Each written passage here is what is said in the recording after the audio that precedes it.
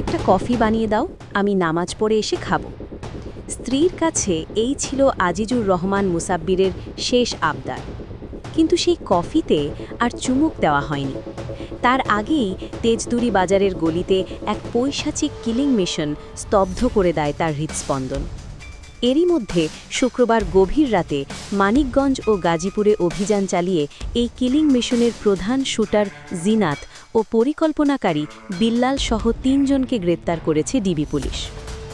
ঢাকার রাজপথে আবারও প্রমাণিত হল এক নির্মম সত্য।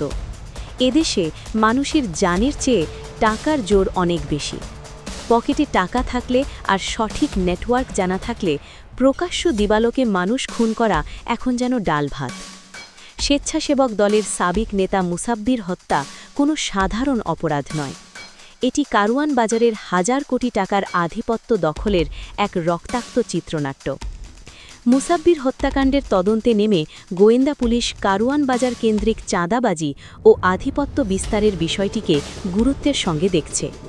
এই এলাকার পরিবহন সেক্টর, ফুটপাত ও কাঁচা বাজারের নিয়ন্ত্রণ ঘিরে প্রতিদিন কোটি টাকা লেনদেনের অভিযোগ রয়েছে। নিহত মুসাব্বির ও আহত আবু সুফিয়ান মাসুদের প্রভাব কোনো শক্তিশালী পক্ষের পথের কাঁটা হয়ে দাঁড়িয়েছিল কিনা তা খতিয়ে দেখা হচ্ছে। পুলিশের প্রাথমিক ধারণা, প্রতিপক্ষকে সরিয়ে দিতেই ভাড়াটে খুনি বা কন্ট্রাক্ট কিলার ব্যবহার করা হয়েছে। তদন্তে শীর্ষ সন্ত্রাসী সুইডেন আসলামের সম্পৃক্ততার বিষয়টিও উঠে এসেছে। অভিযোগ রয়েছে বসুন্ধরা সিটির পেছনের একটি মূল্যবান সরকারি জমি নিয়ে সুইডেন আসলামের গোষ্ঠীর সঙ্গে মুসাব্বিরের বিরোধ চলছিল।